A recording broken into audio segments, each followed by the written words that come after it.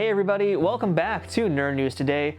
I'm Matthew, and on today's episode, we're taking a look at a book here that I think is one of the most interesting elements of comics that a lot of times we don't really discuss. And that would be the graphic design elements of comics. Now, I love looking at original comic book art, don't get me wrong, it's like one of my favorite things in the world.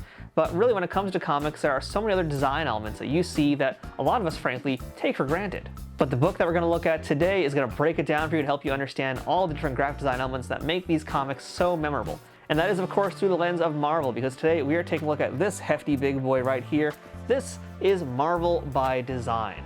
This book was written by Liz Stinson and comes to us from the Gestalten publishing imprint. Or it might be Gestalten, I don't know, I'm pretty sure they're German, so it's either Gestalten, that's probably like my way to butcher it. It's probably really Gestalten or something like that, but I'm not going to try saying that again. Weighing in at over 300 pages, this enormous book right here is filled with so much information, and this is the kind of thing out there that I really recommend as an educational tool. You know, so many times the books I look at here, I like them because yes, they're pretty, they're big coffee table books, they got lots of great photos, but they also usually have a lot of awesome information. And in the case here of Marvel by Design, yeah, this is the kind of information that designers out there are going to really want to know. Not just if you want to work in the field of comics, but really any commercial artist out there. This is practically a textbook that you can afford and not have to pay for college courses to learn about. And you guys can already see one thing that also helps set this thing apart. Look at the size of this book. This book is very vertical. It's very vertically oriented. It's almost like the same kind of dimensions as a comic book page, or an original comic book page, I should say. So you can already tell we're in for something very special just based on the format of this book. And that right there kind of begins the whole design elements of a comic book page and how a comic book works. And you can even see more of that just from the very basic but very striking design elements we have here on this cover, which, yes, by the way, do carry over onto the back here. So, you know, they're giving you a lot already with just very little, very minimal here. That's really what this is going to be about. I think it's going to be a lot of min-maxing for design elements. So, yeah, without further ado, let's go ahead and take a closer look at this book, and let's see why I think this is such a great informational and educational tool to anybody out there who's interested in making comics or reading comics. All right, and here we go. Here is our Marvel by Design book up close. And I will say, you guys can see how big this book is already because it's barely fitting with the way I have my camera set up, and I can't really do much else about that. And to give you an idea of how big this book is, I mean, here's my ruler, and I mean, we're basically looking at a foot. This is basically a foot-long book here. It's not your $5 foot-long from Subway, but it's pretty enormous. So you can already tell we're in for a treat here just because of how big this thing is going to be. So again, just want to look at this cover again because I think this cover is really, really beautiful. Great use of red and blue, complementary colors here, and just simple design choices. Even the typography on this top section here, it's really very clean and elegant and informative.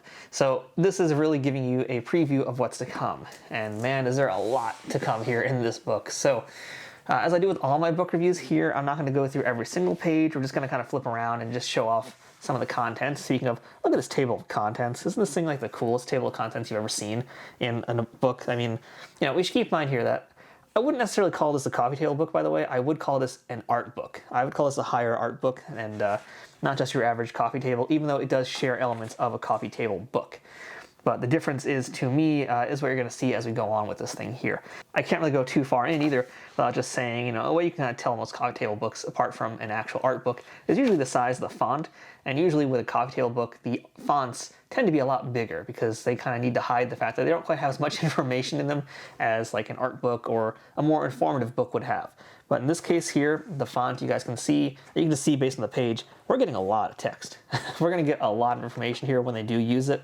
And it's very, very good. So yeah, I've read through this one and I'm really liking it. I'm just going to kind of skip around at random pages here. You do get nice interstitials like this, which are very comic booky, and that is going to definitely appeal to all of the pop art fans. So we do get a little history of Marvel with some great big photos here. This isn't really the focus of the book though, but we do have it in here just to let you guys kind of see the evolution of the designs throughout the series and some of the early graphic design choices that they get made. And, you know, in fact, you can see me here, I just used the word pop art, and Marvel did in fact reference pop art in the 60s, and they were pretty well aware that what they were doing was in that vein. So they never really strayed from it. So one of the things I really enjoy in this book too are the various interstitials. Like over here we have a Merry Marvel Marching Society image.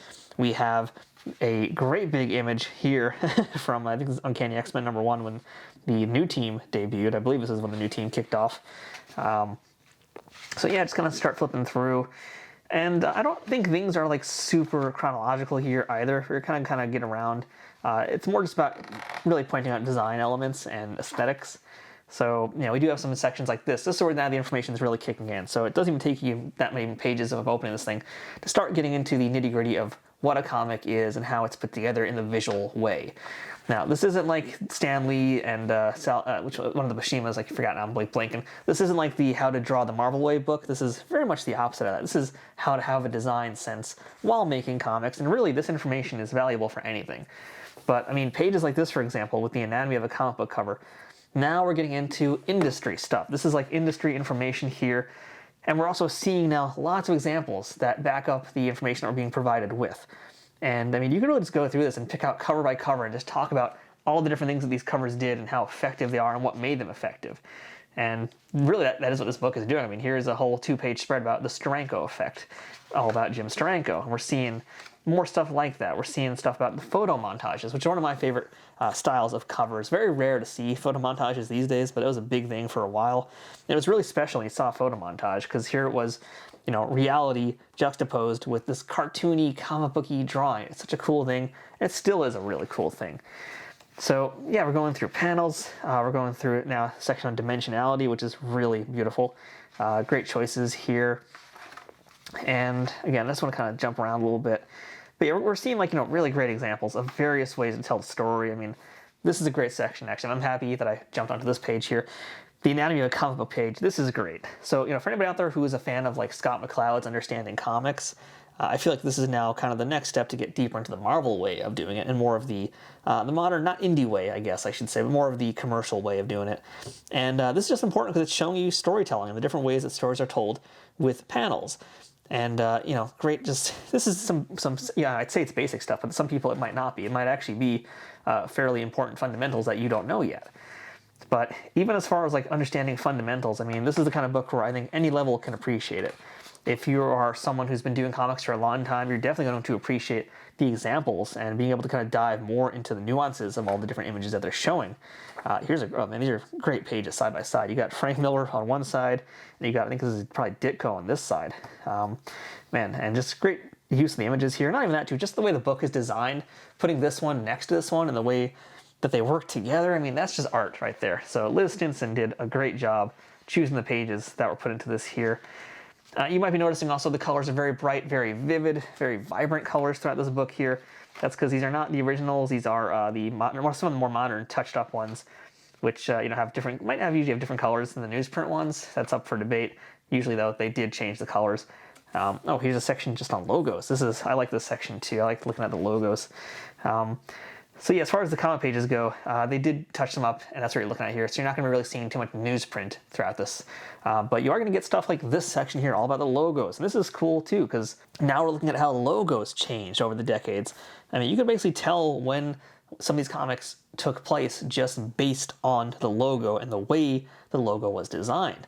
You can see how we get from like the 60s aesthetic through here into the sleeker 90s. We even had some of the chunky 80s stuff. Then we go forward into the more really sleek, very futuristic designs that we see in contemporary comics today. Likewise with the Hulk, we're seeing the entire evolution of the logos happening here. And that is really one of the strongest points of the book. X-Men, I think, are probably one of the best examples, by the way, of an evolving logo, because they went through a lot of logos, but their logos were it's very similar in a lot of ways. They just made a few changes, but those changes made a world of difference. And I mean, here we are, today with the current logo that's going on in the comics. Although, personally, I always was a fan of that one, and, of course, that one.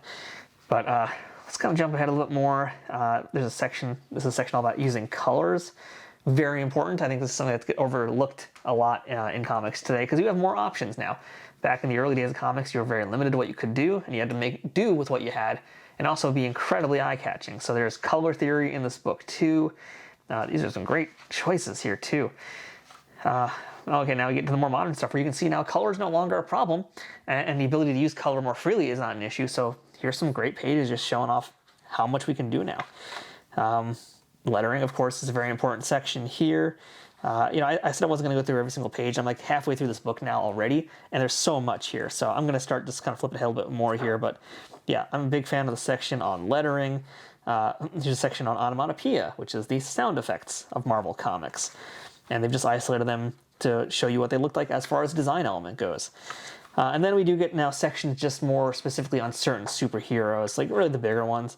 And just again, a look at things that have changed with them, with their designs, whether it's their wardrobe, whether it's logo, typography, because I mean, actually Thor is a great example of typography.